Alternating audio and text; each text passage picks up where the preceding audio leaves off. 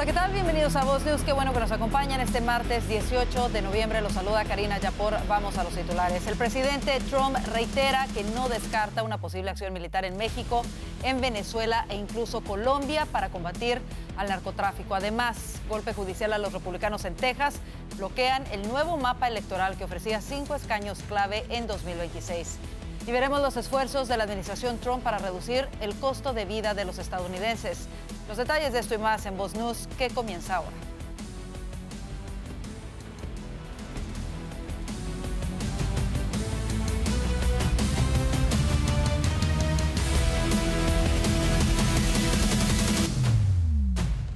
México y Venezuela son los principales focos de preocupación de la administración de Donald Trump en su lucha contra el narcotráfico. Incluso no descartó una posible acción militar en México.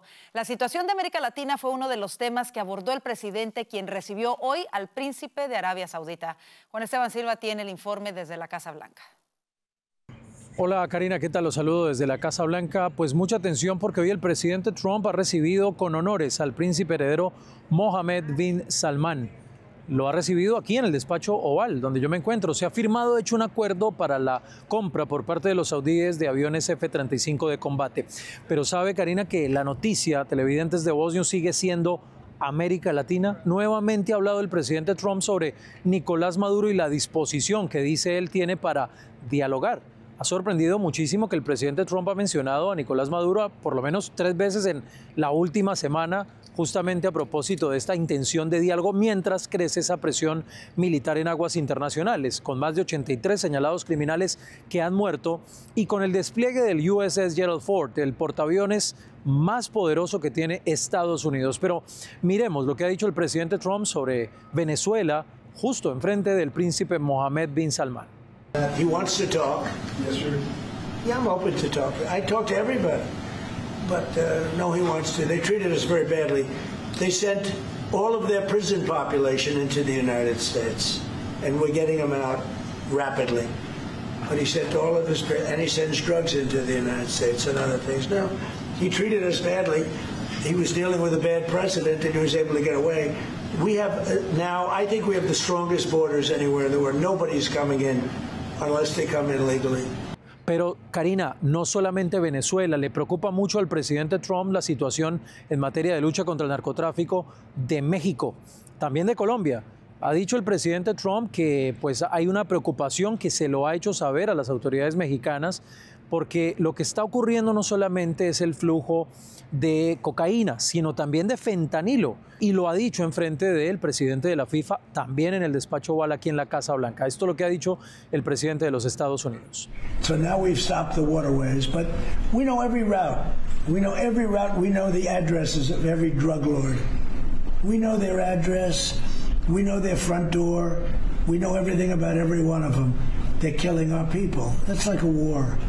Would I do it? I'd be proud to. I'd probably go into Congress and say, hey, and you know what? The Democrats and the Republicans would both agree, unless they're crazy.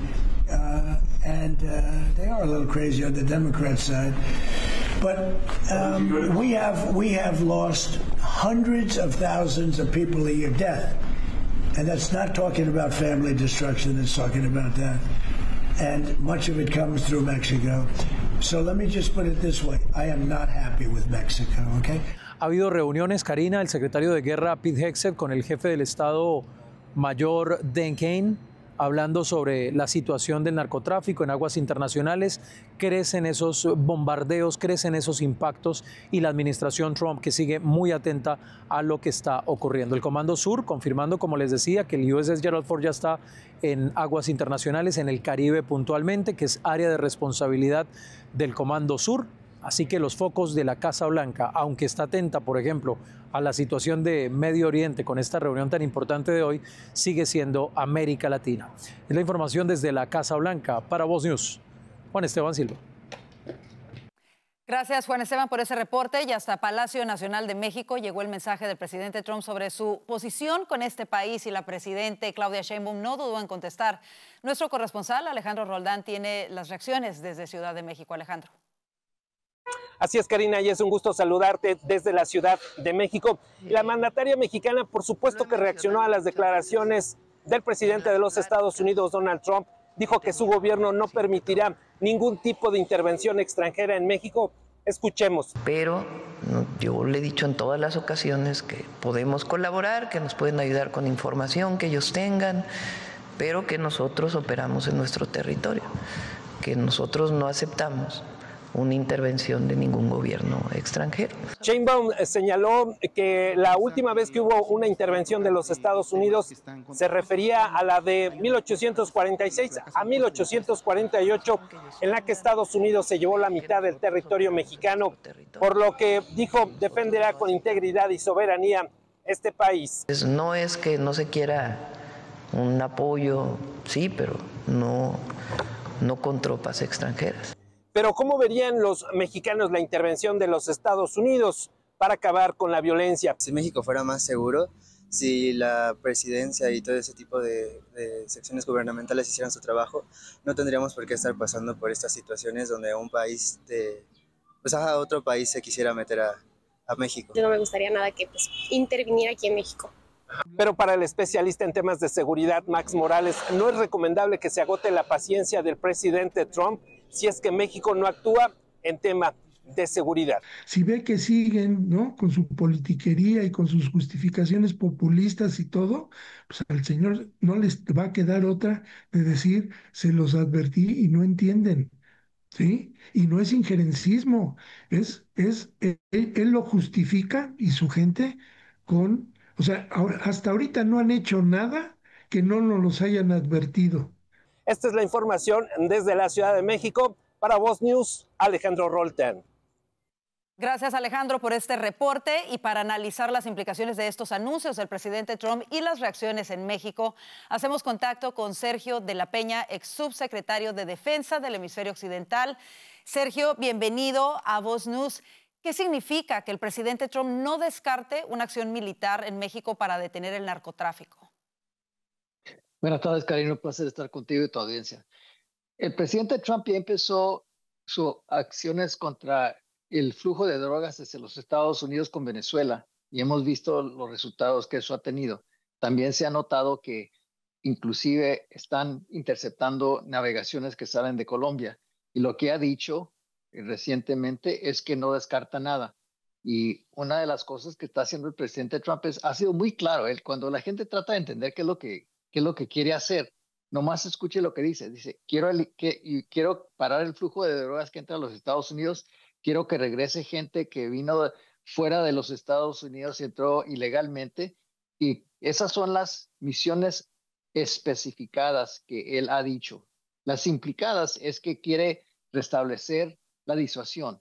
También quiere ponerle presión al señor Maduro. Ya que y uno tiene que hacer la pregunta, ¿por qué está haciendo todo esto? Cuando uno toma en cuenta que en los Estados Unidos han fallecido 500,000 de personas del 2020 al presente en sobredosis de drogas, ese es el daño que está causando la droga a los Estados Unidos. Y hemos tratado todo tipo de acciones en esta guerra contra las drogas y no estamos teniendo éxito. Esta es una vertiente distinta que ha tomado el presidente Trump y hemos empezado a ver resultados, porque si uno ve que en el último año se han reducido las muertes a sobredosis de drogas por un 30%. Ahora, vamos a empezar con Colombia. Colombia, cuando entró el presidente Petro, ese mismo año, incrementó el cultivo de la coca un 30%. El señor Petro dice, yo no voy a interceptar o yo no voy a atacar a los sembradíos y los cultivos de la droga porque no quiero afectar a los campesinos que están trabajando en esos campos de coca. Sí tiene mayores intercepciones, pero cuando se está produciendo una cantidad al 30% más del año pasado, entonces eso queda anulado. Entonces tiene que tomar acciones más contundentes. Y es lo que le está diciendo el presidente Trump. Necesitan hacer algo más para que esos flujos de droga entren a los Estados Unidos. En el caso de México, las drogas, los precursores vienen de China y están fabricados en México y entra el fentanilo a los Estados Unidos. Y eso tiene que parar. Quisiera preguntarte sobre eso. ¿Cómo ha sido la colaboración de México durante los últimos 2 gobiernos para combatir al narcotráfico? Desafortunadamente, no está al nivel que debe ser, porque cuando uno ve las cifras que te acabo de mencionar, la gran mayoría de la gente que está falleciendo es por el fentanilo. Y el presidente dijo, el presidente Trump ha dicho que no es aceptable. Él también mandó a representantes del gobierno de los Estados Unidos a China para hablar con los chinos para que hagan algo por su parte para que se reduzca el flujo de los precursores que entran a México. Todo eso tiene que hacerse en conjunto y tiene que haber cooperación. El problema que se ve en México, mira, es muy, muy grave. Cuando uno ve las cifras de muertos en solo la ciudad de Culiacán, que es de 1 millón de habitantes, donde han fallecido, se dice que 2,100, algo por ese estilo, desde septiembre hasta octubre del presente.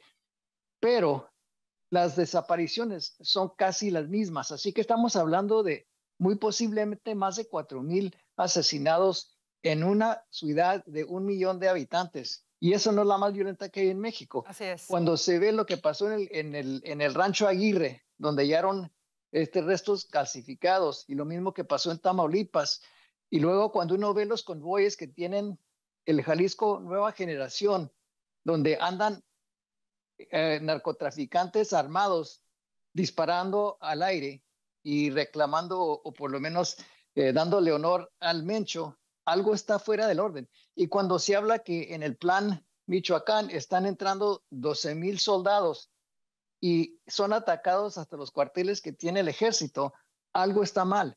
Tiene que cambiar la manera en cual las Fuerzas Armadas de México, las fuerzas de seguridad, atacan a los narcos. Así porque es. si no se hace para ayudarles de una manera más forzosa, va a incrementar. Sin embargo, escuchamos las palabras de la presidente Claudia Sheinbaum, quien en reiteradas ocasiones ha dicho que ella no va a permitir intervención o ayuda, en este caso por parte del gobierno de Estados Unidos. Ella responde que no permitiría que hubiese ataques por parte de tropas estadounidenses en suelo mexicano en contra de los cárteles. Ha dicho también que hacerle la guerra al narcotráfico o a los cárteles de la droga no es una opción. ¿Por qué? Y te pregunto, ¿ha sido ya rebasado el gobierno de México por los cárteles mexicanos? Y entonces, ¿cuál sería la estrategia a seguir si la presidenta no quiere este tipo de colaboración? Mira, solo tiene que ver lo que ha pedido el pueblo mexicano.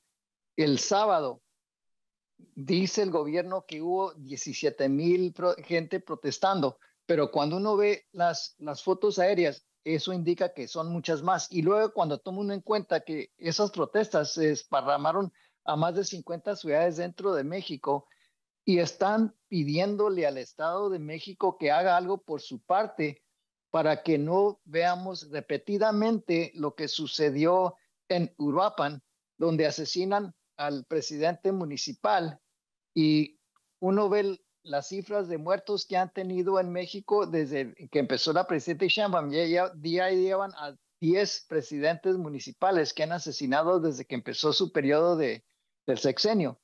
Y ella dice, bueno, pero mataron más durante otras épocas, pero ella solo lleva 1 año en su mandato, así que si uno ve el promedio, va muy elevado. Y cuando ella dice que las cifras de asesinatos han reducido, ¿cómo se consideran la gente que está desaparecida? Eso ha incrementado. Dice que ha reducido los asesinatos un 30%, pero si las desapariciones están más de 60%, cuando se ven todas las cifras, no se puede sostener esto. Y luego, además, tiene que hacerse la pregunta, ¿quién es el que tiene el monopolio de los instrumentos de violencia? ¿El gobierno o los narcos? ¿Perdió México la batalla contra los narcocarteles, contra los cárteles de la droga? Yo creo que algo tiene que hacerse. El Estado no puede permitir que los narcotraficantes controlen al poder. Y cuando uno ve los enlaces que existen entre políticos y los carteles, está mal. Cuando uno ve, uno solo tiene que ver lo que está pasando en Sinaloa. ¿Cómo es que invitaron a un narcotraficante que ahora está aquí en los Estados Unidos para resolver un desacuerdo entre los chapitos y su oposición? Así que cuando necesitas a un narcotraficante que resuelva los problemas de un gobernador, ¿qué se dice del control que tiene ese gobernador sobre su propio estado? Por supuesto, y creo que ese es el reclamo de los miles de mexicanos que salieron a las calles durante este pasado fin de semana. Nosotros vamos a seguir muy atentos, claro, a lo que tome, a las decisiones que tome la administración, porque el presidente Trump tiene, obviamente, claro su estrategia de luchar en contra de los cárteles de la droga. México es un país soberano, sin embargo, es vecino de los Estados Unidos, principal socio comercial, y es en interés de los propios mexicanos y de los estadounidenses también que se frene esta actividad de narcotráfico que hace tanto daño a ambos lados de la frontera. Sergio de la Peña, queremos agradecerte muchísimo el haber estado con nosotros para hablar de este importante tema. Muchas gracias, un placer estar contigo. En más información, la líder opositora venezolana María Corina Machado publicó este martes un manifiesto en el que instó a los venezolanos a alzarse frente a lo que definió como tiranía en referencia a la crisis institucional y política del país. Escuchemos. Estamos en el umbral de una nueva era, una en la que nuestros derechos naturales prevalecerán. Este largo y violento abuso de poder de este régimen está llegando a su fin.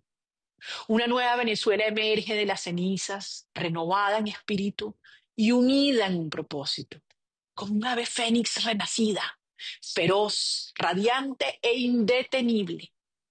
Alcanzaremos plenamente nuestro potencial, porque la tierra de gracia protegerá nuestros derechos inalienables de cualquier intento a futura tiranía, dictadura o déspota.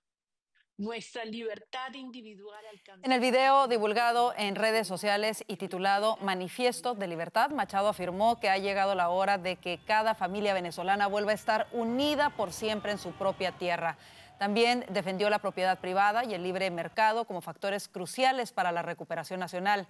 Vinculó el desarrollo económico del país con la libertad de sus ciudadanos. Y de regreso a nuestro entorno, un panel federal de jueces en Texas bloqueó el nuevo mapa electoral propuesto por el Partido Republicano para la Cámara de Representantes en una decisión que podría afectar gravemente sus posibilidades de ganar escaños en 2026. En una votación dividida 2-1, se ordenó volver a los distritos anteriores, anulando una redistribución que ofrecía hasta 5 oportunidades adicionales para los republicanos. El juez Jeffrey Brown reconoció que hubo influencia política, pero argumentó que también existía sesgo racial. Para muchos conservadores, esta decisión representa una interferencia judicial en el proceso legislativo y una pérdida de representación legítima para los votantes tejanos. Y la Cámara de Representantes aprobó por abrumadora mayoría el día de hoy 427-1 un proyecto de ley que exige al Departamento de Justicia divulgar los archivos relacionados con el caso de Jeffrey Epstein. Aunque la medida fue presentada como un acto de transparencia, muchos conservadores ven en ella una maniobra de la izquierda para desviar la atención de sus propias figuras implicadas. El presidente Trump, tras oponerse inicialmente, respaldó la ley al denunciar que los demócratas estaban usando el caso como una farsa de la izquierda radical. El presidente de la Cámara, Mike Johnson, votó a favor, pero advirtió sobre el riesgo de exponer a las víctimas y acusó a los demócratas de politizar el proceso. El único voto en contra fue el del representante Clay Higgins, republicano de Luisiana.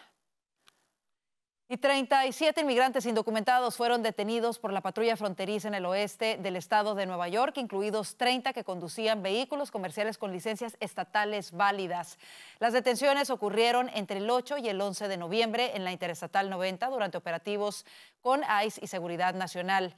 Los conductores provenientes de 9 estados operaban camiones sin dominar el inglés, lo que representa un grave riesgo vial, según el jefe interino del sector Buffalo, James D'Amaro. Todos fueron entregados a ICE para su deportación. Y escuche esto, un juez de California ha liberado sin fianza a un segundo sospechoso de asesinato apenas semanas después de hacer lo mismo con otro acusado.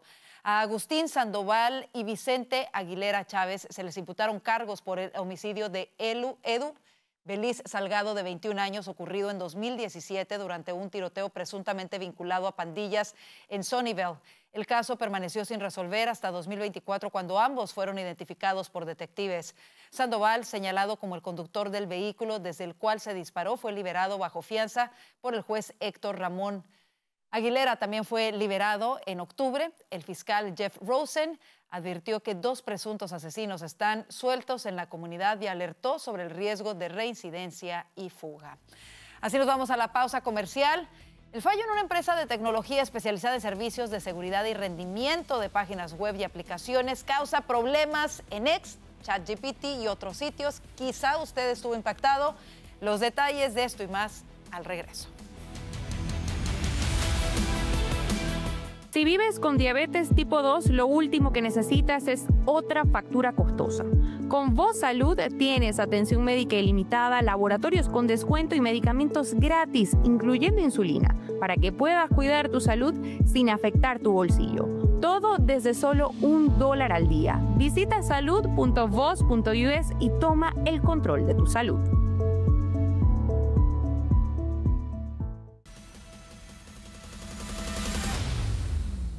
La empresa Cloudflare, especializada en proteger y gestionar los sitios web, registró una caída global afectando el servicio de varias páginas y sus aplicaciones.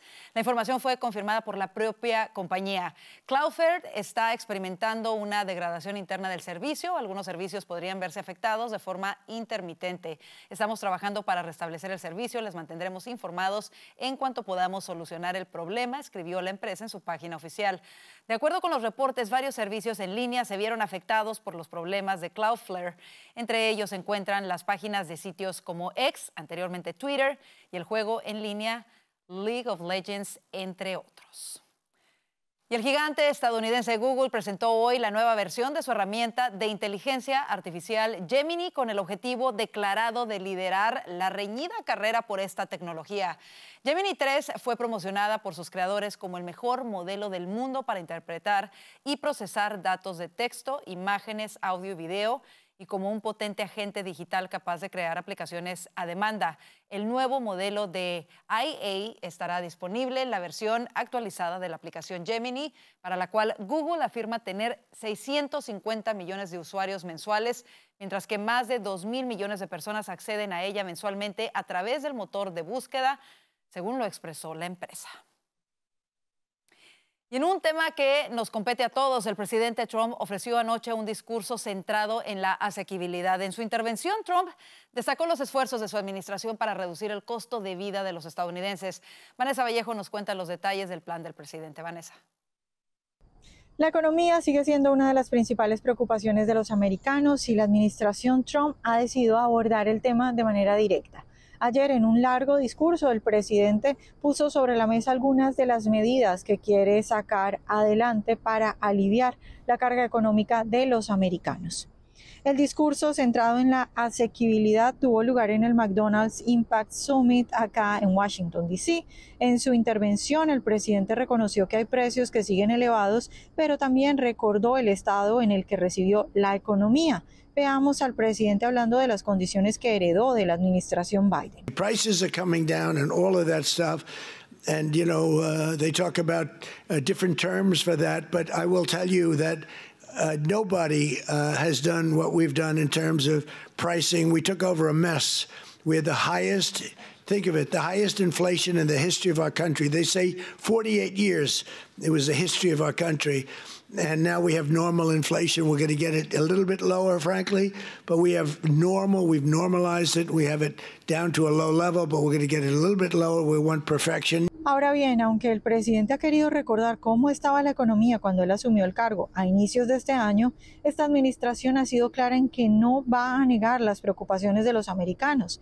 Veamos lo que ha dicho el secretario del Tesoro, Scott Bessent, al respecto. What we're not going to do is tell the American people that they don't know how they're feeling, which is what the Biden administration did. They said it was a vibe session. You don't know how good you have it. And we are working every day to get these prices down.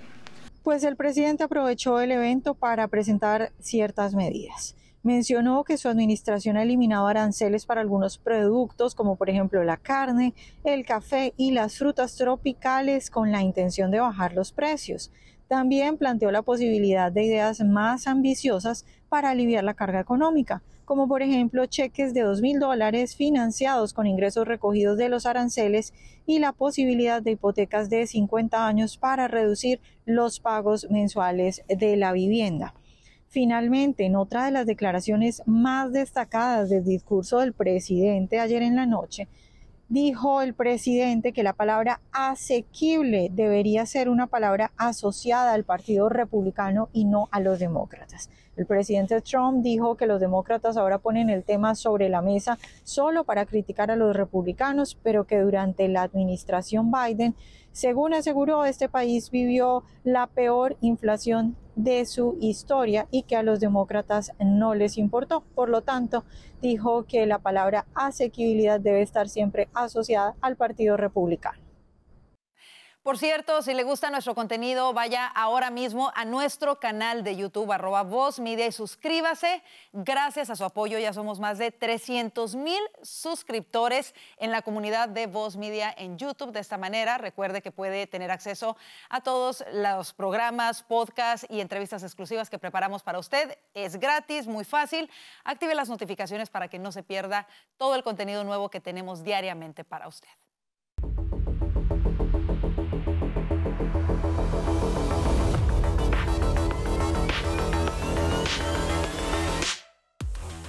El gobierno laborista británico presentó un plan de reformas para endurecer su política de asilo e inmigración y frenar la llegada de personas en pequeñas embarcaciones desde las costas francesas. Entre ellas, las medidas a adoptar se incluyen la reducción a la protección a los refugiados, quienes serán obligados a regresar a su país tan pronto como se considere seguro, y la supresión del acceso automático a las ayudas sociales para los solicitantes de asilo. Desde el 1 de enero, 39,292 personas llegaron a Reino Unido en pequeñas embarcaciones, más que en todo el 2024. Desde el 2021 se registraron más de 400,000 solicitudes de asilo, según cifras oficiales. El Consejo de Seguridad de la ONU votó a favor de una resolución propuesta por Estados Unidos que refuerza el plan de paz para Gaza del presidente Trump, en el que incluye el despliegue de una fuerza internacional y un camino hacia el futuro Estado palestino. Hubo 13 votos a favor del texto, con abstenciones de Rusia y China y sin vetos. Washington calificó la resolución como histórica y constructiva. El embajador estadounidense ante las Naciones Unidas, Mike Waltz, dijo que la resolución de hoy representa otro paso significativo que permitirá a Gaza prosperar y un ambiente que dejará a Israel vivir en seguridad.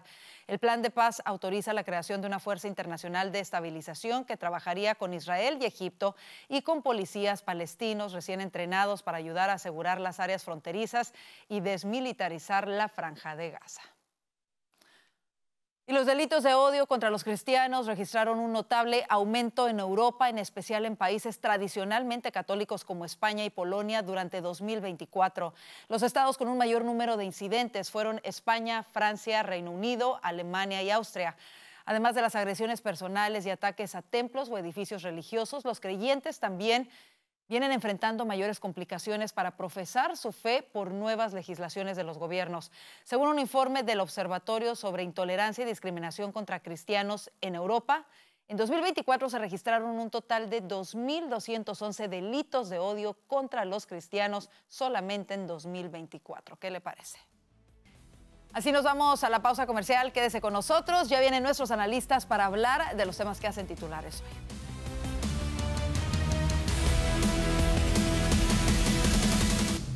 Cuidar tu corazón no tiene que costarte una fortuna. Con Voz Salud tienes consultas médicas ilimitadas, análisis de laboratorio con descuento y más de 400 medicamentos, incluyendo los que controlan la presión arterial y el colesterol, totalmente gratis. Todo desde solo $1 al día. Visita salud.voz.us y cuida tu corazón sin estrés.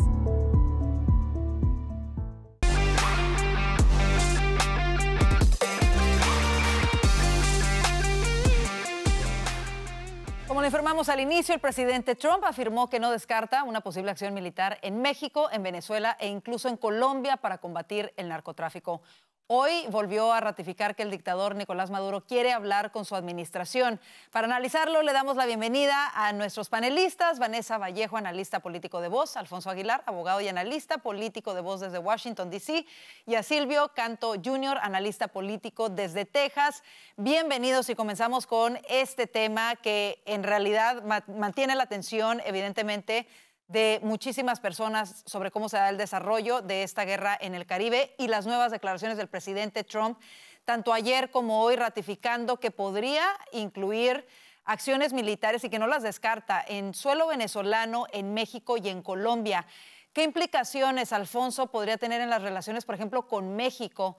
¿Algún tipo de acción militar contra el narcotráfico, especialmente cuando la presidente Sheinbaum ha rechazado esta idea públicamente?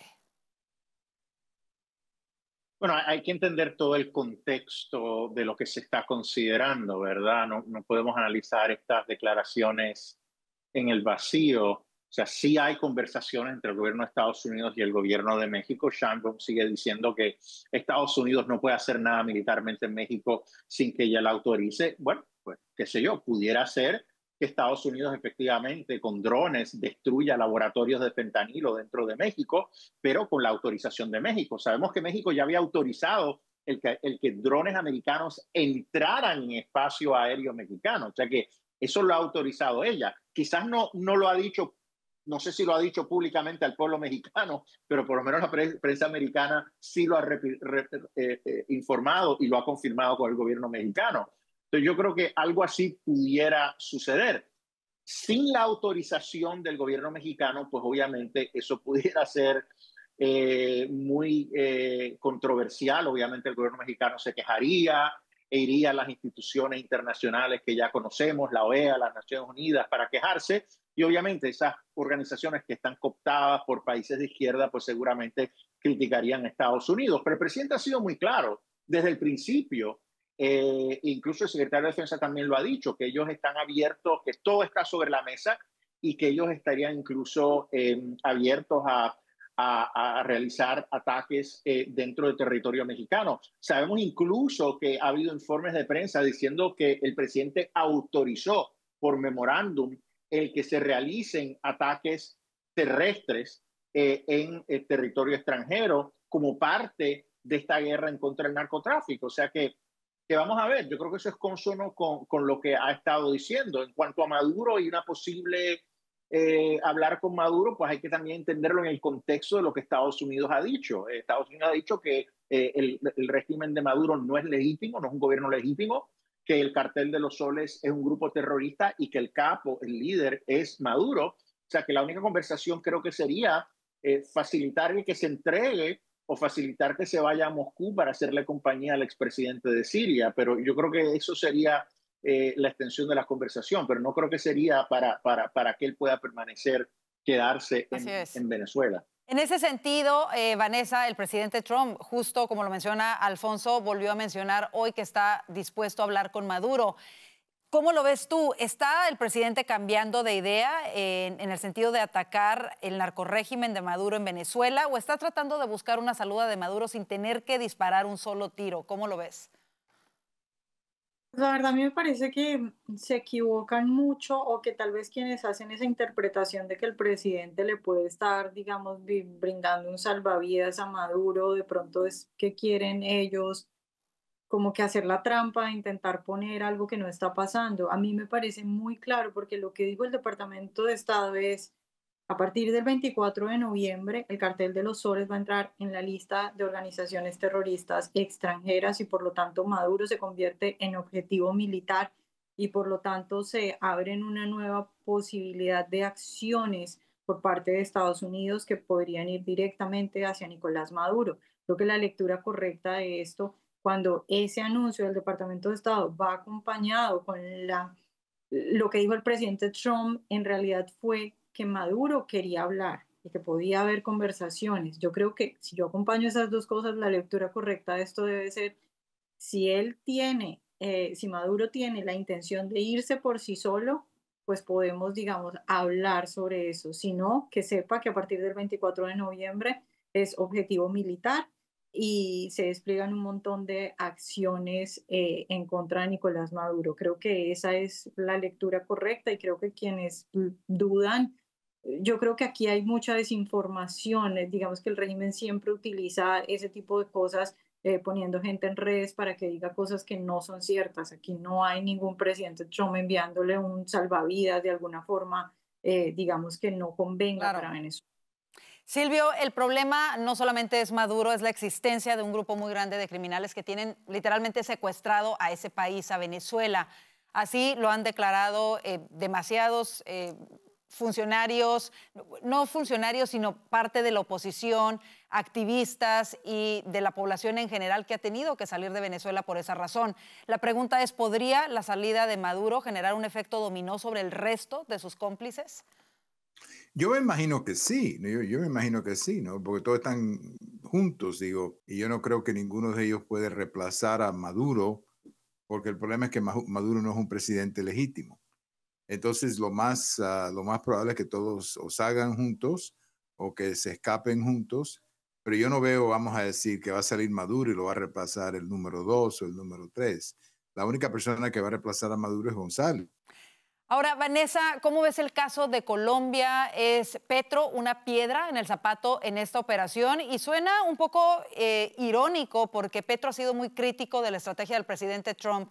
Ha criticado fuertemente los operativos en contra de las narcolanchas y, sin embargo, este fin de semana él mismo ordenó, al parecer, un ataque similar en suelo colombiano. ¿Cómo lo ves tú? Pues a mí me causó mucha curiosidad y me parece bien particular la frase del presidente Trump cuando dijo que a él le gustaría bombardear laboratorios de cocaína en Colombia, que estaría orgullosa de eso. Y luego dijo, no estoy diciendo que lo voy a hacer, pero si lo hiciera estaría orgulloso de hacerlo. Y yo creo que eso es simplemente abrir la puerta a esa posibilidad que puede ser, como hemos dicho, estrategia de presión, pero que también puede ser que efectivamente está en su cabeza y que ha de pronto balanceado la posibilidad o pesado la posibilidad de hacer algún tipo de operación como esa. Gustavo Petro, pues yo creo que si bien hace algunas acciones muy pocas, contadas con los dedos de una sola mano, como por ejemplo bombardear ese campamento, la mayoría de sus discursos y sus declaraciones siempre siguen siendo en contra del presidente Trump y a favor de legalizar las drogas y diciendo que la guerra contra las drogas no funciona. Entonces, dependiendo de qué tan a fondo quiera ir la administración con esa guerra contra las drogas en Latinoamérica, que sale de Latinoamérica, pues eventualmente algo va a tener que pasar en Colombia, porque efectivamente Colombia está inundado de coca. Y si la coca es un problema para Estados Unidos, pues algo harán dependiendo de qué tanto interés tenga Estados Unidos en eso. Bueno, el año entrante va a haber elecciones en Colombia, esto es importante. Con la situación y este operativo en el Caribe, ¿qué podría pasar ante la eventual caída de Nicolás Maduro y qué mensaje se manda al resto de los gobiernos de izquierda en la región, sobre todo aquellos que tienen problema tan fuerte de narcotráfico como el gobierno de México, como el propio Colombia? Alfonso, ¿cómo lo ves?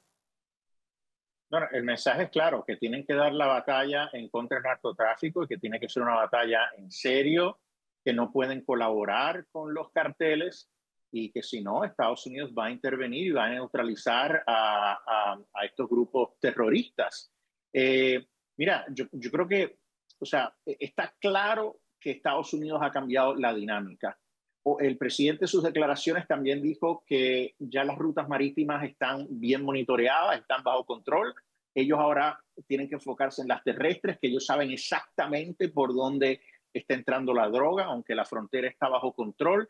Ellos saben por dónde está entrando, o sea que lo que falta para ser consecuente con esta guerra ya anunciada por la administración son estos ataques terrestres. Entonces, yo creo que en algún momento van a empezar en Venezuela o en México y aquellos gobiernos que no estén tomando esto en serio, pues van a ver que Estados Unidos va a tomar cartas sobre ello, porque es que... O sea, en ese sentido te pregunto, Alfonso, discúlpame que te interrumpa de manera más precisa porque llama la atención que se da el 24 de noviembre, donde es la fecha en la que se va a declarar oficialmente al Cártel de los Soles como una organización terrorista.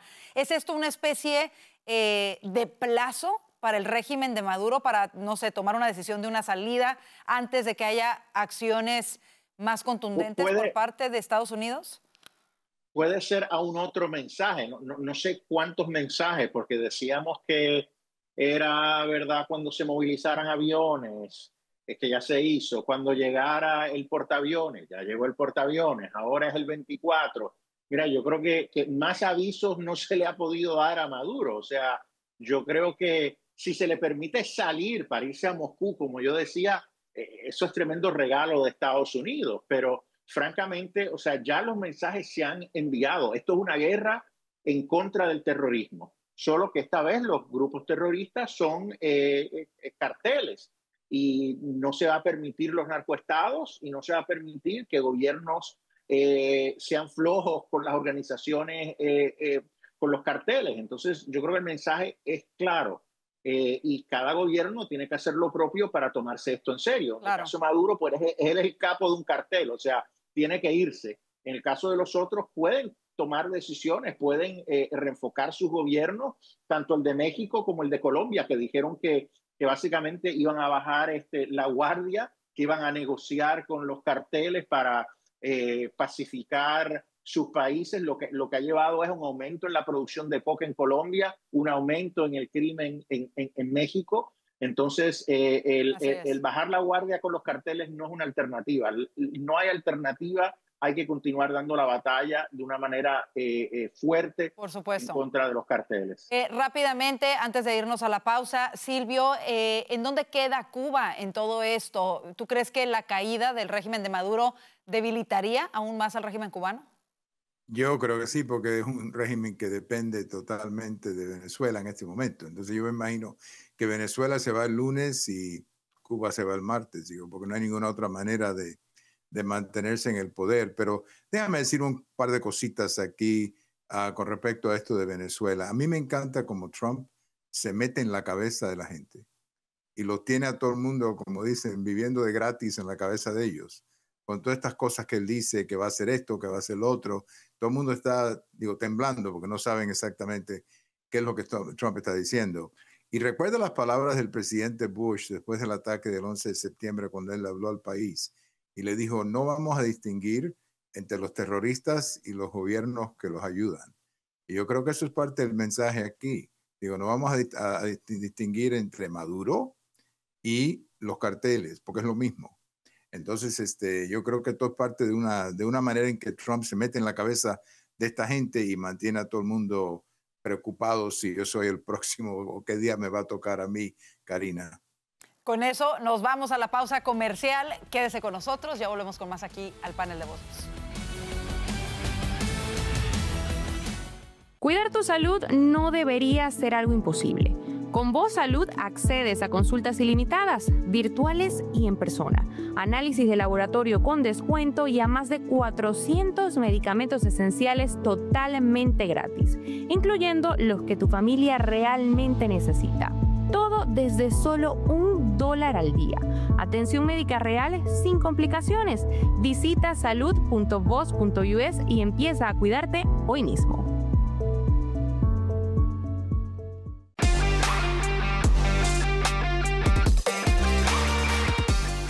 Un panel federal de jueces en Texas bloqueó el nuevo mapa electoral propuesto por el Partido Republicano para la Cámara de Representantes en una decisión que podría afectar gravemente sus posibilidades de ganar escaños en 2026. Regresamos con nuestros analistas para hablar de este tema.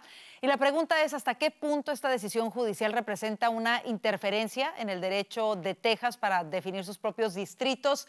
¿Y cuáles son los argumentos bajo los cuales se da este fallo? Alfonso, comienzo contigo. Bueno, yo creo que sí es una intervención, es una decisión política que le compete al Estado.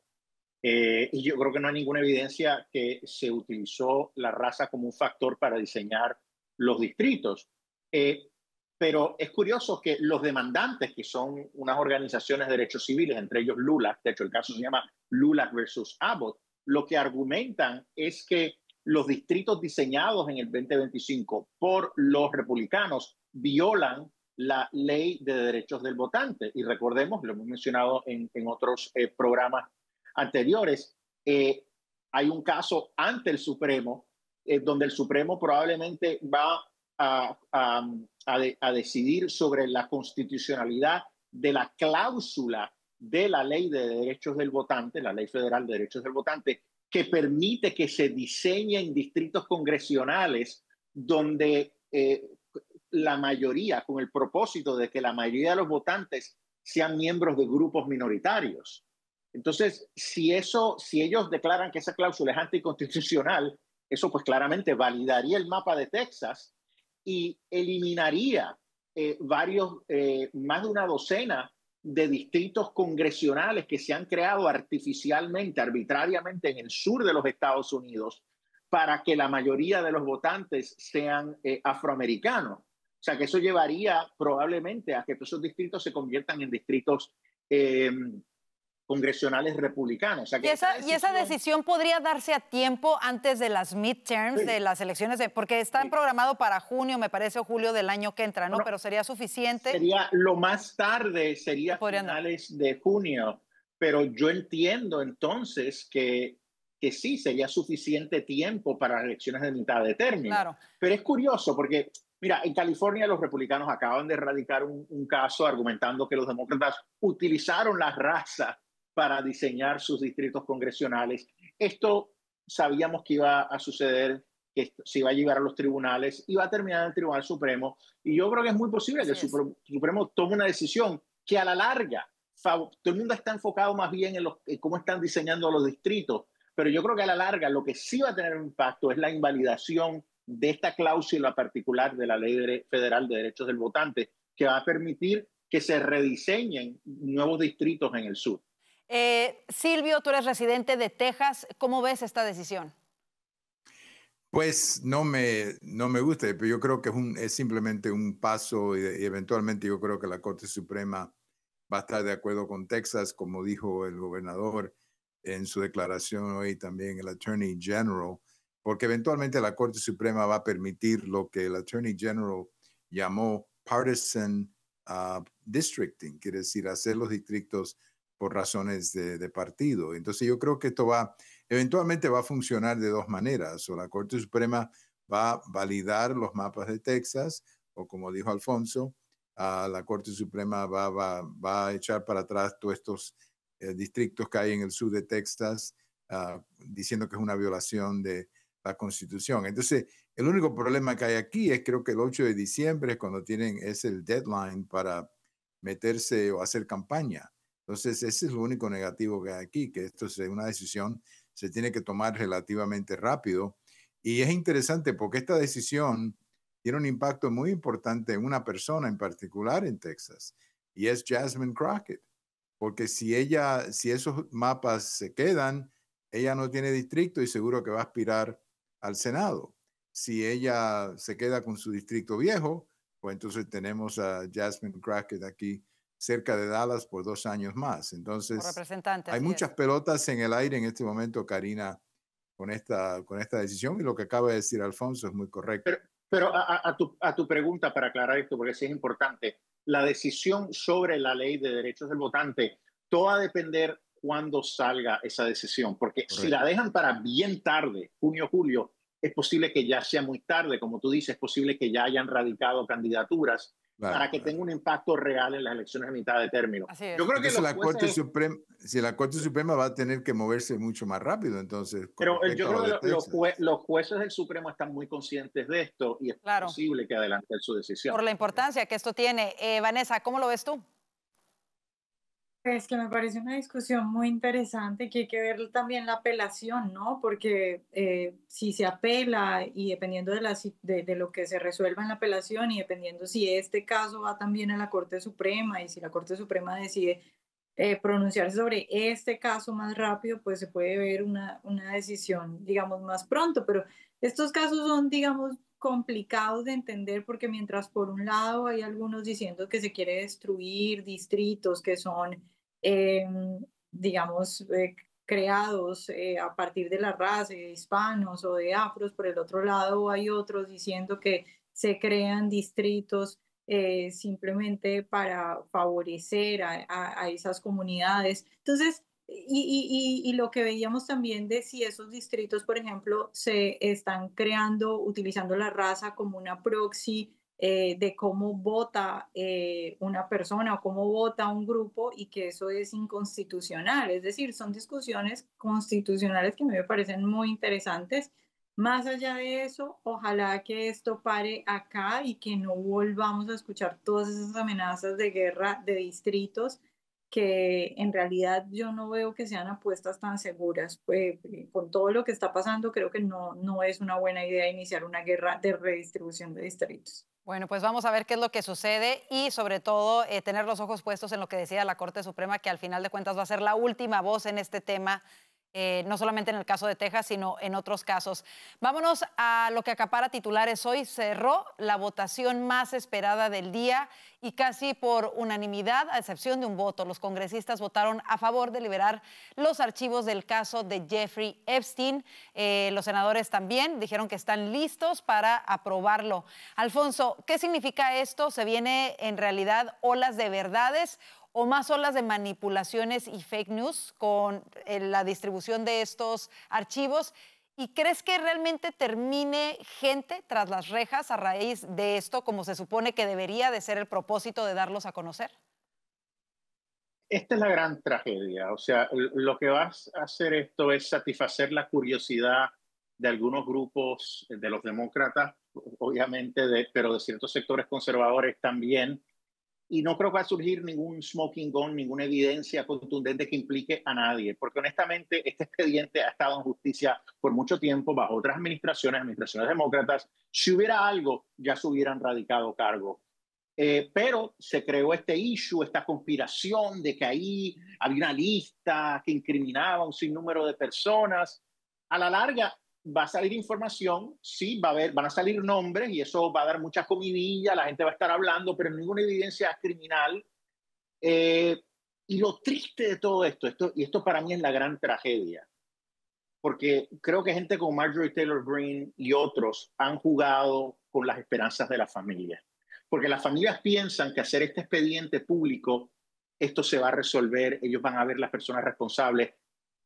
Esto no le va a dar, esto no va a cerrar este capítulo. Tristemente, ahí no va a estar la evidencia. Estas familias van a continuar en la misma situación y van a encontrarse frustradas porque muchos generaron expectativas de que esto iba a resolver, iba a despejar muchas dudas y francamente no lo va a hacer porque, como digo, si no ya hubieran radicado cargos. Esto es una pena. Ahora, y como te digo, a la larga, lo más triste es que esto no es hacer justicia, jugar con las expectativas de las familias. Y eso me da mucha pena. Pero justo el día de hoy, la curiosidad de muchos. Justo el día de hoy vimos precisamente a varias de las sobrevivientes de este terrible caso con sus familias, pidiéndole a los congresistas que aprobaran esto. Ellas lo sienten como un paso en dirección a la justicia que se ha tardado tanto y que no les ha llegado a muchas de ellas.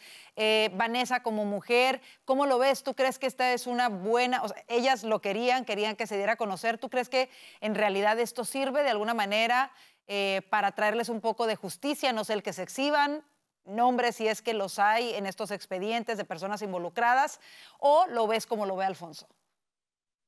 Pues si ellas lo sienten así es porque así es para ellas, es decir, o sea, aquí obviamente hay que hacer una distinción. Porque se ha creado la expectativa de que hay algo ahí y no lo hay. No, eso es lo triste. No, porque, es decir, tú no puedes decir que publicar esa información no les va a hacer bien a ellas si ellas lo quieren conocer. Es decir, ¿por qué vamos a poner palabras? ¿Por qué vamos a quitar las palabras de sus bocas? Porque ellas no quisieron eso proactivamente. Se generó la expectativa de que en ese expediente hay este smoking gun, hay esta evidencia contundente. Y cuando no la vean, van a estar frustradas. Ahora, quizá lo que sí se podría descubrir ahí serían, a lo mejor, si no nombres de clientes como tal o como se ha manejado en los medios de comunicación, a lo mejor sí personas que facilitaron el abuso y la explotación de estas menores. A lo mejor eso les da argumentos a sus abogados de poder perseguir si esta persona que les hizo tanto daño ya está muerta, pero a lo mejor hay personas que lo ayudaron de alguna manera o instituciones que facilitaron esta actividad ilegal y de alguna manera eso les da la esperanza de tener justicia. No sé, ¿cómo lo ven? Pero entonces la pregunta sería, si hay evidencia de esa índole, por qué el FBI el Departamento de Justicia no radicó cargo. Claro, no lo ha perseguido, a lo mejor nadie lo ha perseguido, ¿no, Vanessa? Pero es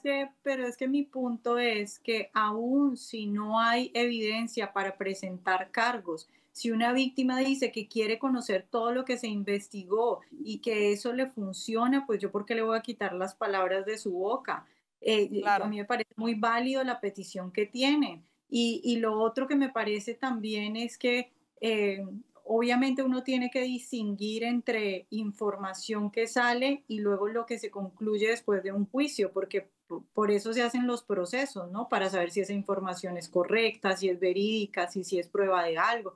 Eso hay que distinguirlo. Pero el hecho de que uno señale que la información que salga ahí no está comprobada, por ejemplo, Epstein pudo haber escrito un correo mintiendo. Entonces, si nos pasan una foto de un correo de Epstein, no quiere decir que sea verdad lo que decía ahí. Pero eso tampoco quiere decir que esté mal que las víctimas quieran conocerlo todo. Y yo me pongo en los zapatos de alguien que haya vivido eso y puedo más o menos entender por qué alguien quiere conocer todo lo que se supo, toda la información y todo lo que pudo estar alrededor, porque de pronto tiene la esperanza de algo o porque de pronto eso simplemente le hace bien, aunque de ahí no salga ningún cambio. Ahora, en ese sentido también pudo haber existido la posibilidad de que se diera a conocer todos estos archivos a los interesados, en este caso a las víctimas, sus familias y sus abogados, sin necesidad quizá de hacerlo completamente público y agrandar más la especulación. También esa pudiese haber sido quizá alguna alternativa que, no sé, quizá nunca estuvo sobre la mesa, pero bueno, ahora ya es una realidad. Me voy contigo, Silvio, porque tenemos que cerrar el tema. Hoy escuchábamos al presidente Trump hablar de este tema, se le preguntó en la oficina Oval. Él se molestó por la forma en la que la reportera de ABC le hizo la pregunta y él se lo dijo, no me molesta tu pregunta, sino la forma en la que lo estás preguntando, y reiteró categóricamente de nueva cuenta que él jamás estuvo en la isla de Jeffrey Epstein, que él nunca tuvo que ver nada en las actividades ilícitas, y dijo, yo lo corrí varias ocasiones de mis propiedades y de mis clubs porque sentía que era un pervertido y creo que estaba yo en lo correcto. Creo que ahora se ha probado que estoy en lo correcto. Dice, ahora sí que investiguen a los Clinton y a otros, muchas personas que sí se han comprobado que estaban con él todos los fines de semana. En realidad, la pregunta para ti, Silvio, es ¿qué vamos a ver en estos correos electrónicos? Y si tú crees que esto en realidad ayuda la causa de las víctimas de tener un poco más de justicia. Mira, si ellas creen que las ayuda, pues como dijo Vanessa, que así sea, ¿no? Yo como que me encantó este pequeñito debate aquí entre Alfonso y Vanessa porque estaba muy bueno, porque creo que los dos, yo entiendo lo que los dos están diciendo, pero hay tanta politización de este tema y te voy a dar un ejemplo. El otro día una representante de Nuevo México, el otro día fue a la televisión y acusó al presidente Trump de una foto que había con el presidente Trump y una niña de 16 años. Y resultó ser una foto que había sido creada en el Internet. Yo espero que Trump le haga una demanda a esa representante, pero ese es el problema con esta cosa, que cae en manos de gente en el Internet y van a salir un montón de fotos y un montón de cosas que a lo mejor terminan complicando más. Hay un factor adicional para cerrar, hay un factor adicional aquí, son los jueces. El profesor Dershowitz, que representó a Jeffrey Epstein, dijo que los que han cerrado la salida de esta información son jueces.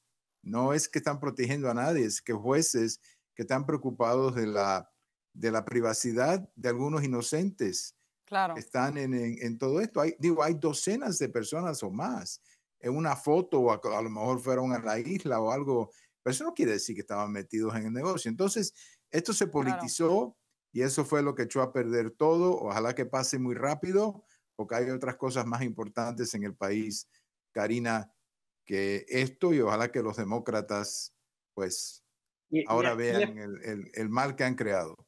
Y es por esto, Silvia tiene toda la razón, que los expedientes criminales después de una investigación no se hacen públicos. Imagínate si tuviéramos que abrirlos continuamente. O sea, esto va a abrir una caja de Pandora y no le va a dar ninguna paz a las familias. Yo creo que las familias están pidiendo esto porque han sido manipuladas. Ese es lo triste. Al final de cuentas tenemos que cerrar. Lo único que yo puedo decir, hay una famosa frase de mi mamá que yo creo que se pega aquí perfectamente.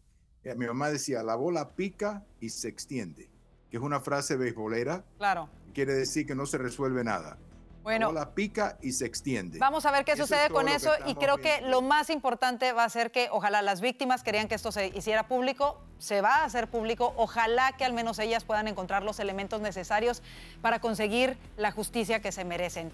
Así nos despedimos, gracias a Alfonso Aguilar, Vanessa Vallejo y Silvio Canto Jr. por estar con nosotros en el panel de hoy y gracias a ustedes por su confianza. Los invitamos a seguirnos en nuestro canal de YouTube, @VozMedia, ya somos más de 300,000 en nuestro canal. Gracias a ustedes. Recuerden que su apoyo nos ayuda a seguir creciendo y a trabajar de esta manera para ustedes. Que tengan una excelente noche y si Dios lo permite, los esperamos mañana. Bendiciones.